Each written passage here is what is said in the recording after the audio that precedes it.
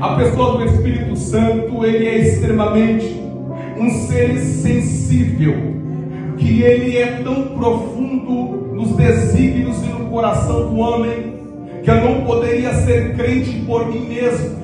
É por isso que você passa pela transformação e tem que concluir a transformação, porque a transformação é a real evidência que você deixou ele trabalhar ao ponto que você não se enxerga mais, mas tudo que move você é Cristo.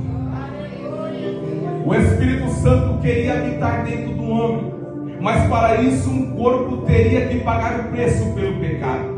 A Bíblia diz que o Espírito Santo, ele descia em alguém que era ungido. Ele falava e ia embora. Ele não permanecia como homem, porque o pecado não estava coberto, porque o preço não tinha sido pago. A Bíblia diz então que o Espírito Santo, ele vem se revelando com alguns símbolos. O primeiro símbolo do Espírito Santo é o azeite. E por que o azeite? Porque todo aquele que recebia o óleo na cabeça, todo aquele que recebia o azeite na cabeça, era identificado que o mesmo estava sendo separado por Deus. Vocês se lembram de Davi?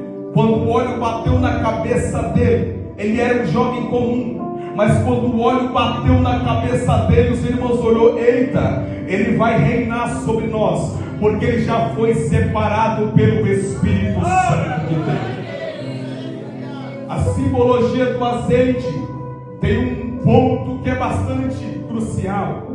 A Bíblia diz que o azeite tem um símbolo de tratamento medicinal. Quando alguém sofria um acidente, quando alguém tinha feridas. Você se lembra do bom samaritano? Quando ele desceu na cidade, passando ali, observou um homem que estava ferido, que estava manchado, que havia sido literalmente um homem que já devia estar morto, porque o texto diz que ele estava meio morto, ferido. Mas o texto diz que o bom samaritano, se apresentando diante dele, pegou o azeite e começou a colocar nas suas feridas. Ou seja, um dos símbolos do Espírito Santo ele consagra e separa, mas ele também não deixa ninguém ferido.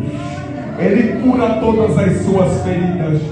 Não sei que esfera você precisa ser curado, mas eu tenho certeza que se você dar lugar ao Espírito Santo de Deus nessa noite, ele vai curar todas as suas feridas, vai curar seus traumas, vai curar seus anseios, vai curar tudo aquilo que te prende, porque o Espírito Santo, ele é curandeiro, ele cura e sara todas as suas feridas.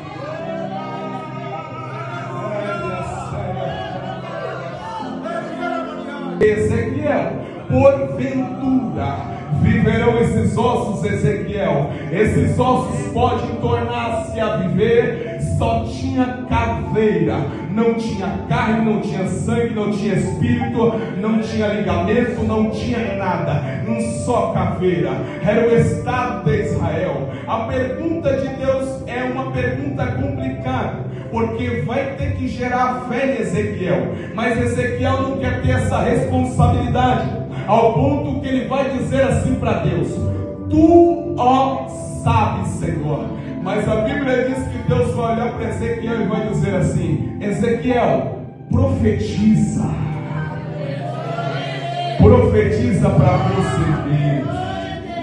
Começa a trocar as palavras, em vez de ter palavra de lamentação, palavra de negatividade, palavra que não vai dar certo, aquele pessimismo. Faz uma coisa bonita, arranca essas coisas da sua vida e começa a profetizar que Deus vai fazer para você ver o que acontece. Oh, glória ao nome de Jesus. Há um verdadeiro ditado que diz assim: as suas palavras têm poder. Observe a vida de alguém que só reclama para você ver. Observe a vida de alguém que só reclama, mas observe a vida de alguém igual Ezequiel. profetizando no vale, profetizando no deserto, profetizando na tempestade. Aí a Bíblia diz que ele vai dizer assim: então eu profetizei como se me deu ordem. Enquanto eu profetizava, houve-se um ruído, houve-se um agir. Oh, glória ao nome de Jesus. Veio dos quatro ventos o Espírito e assoprou sobre os ossos e tornou o exército que estava caído de pé novamente. Sabe o que Deus estava dizendo para Ezequiel? Tu és profeta e tu tem que aprender a profetizar no vale, porque enquanto você profetiza, o meu Espírito levanta uma geração. O meu Espírito, quantos aqui querem ser levantados pelo Espírito nesta noite?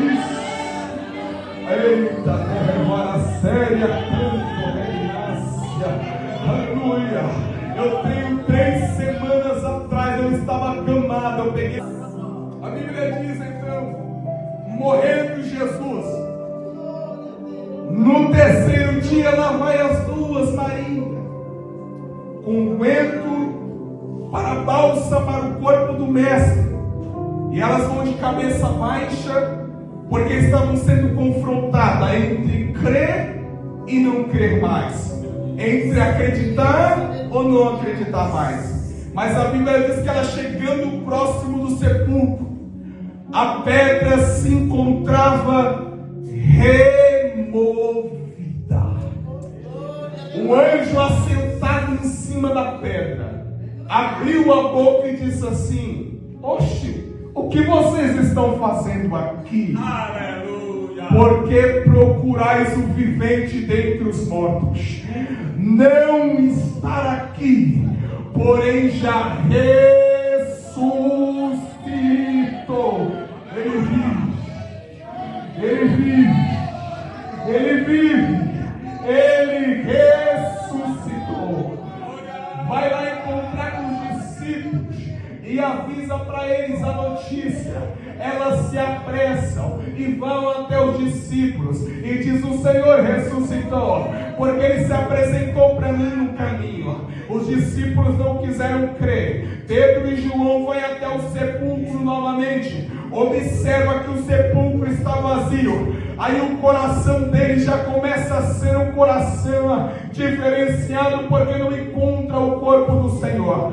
Aí quando eles voltam para casa, a Bíblia diz que Jesus se apresenta no meio deles e diz assim: Pai seja convosco, Pai seja convosco. Sabe o que Jesus estava dizendo? Ele estava dizendo da seguinte forma: eu poderia vir com uma mensagem vingativa, eu poderia vir com uma mensagem que trazeria alguma vingança, alguma coisa, porque vocês me abandonaram, vocês me deixaram só no madeiro, só João ficou ao pé da cruz comigo. Mas a Bíblia diz que ele vem dizendo: Pai seja convosco.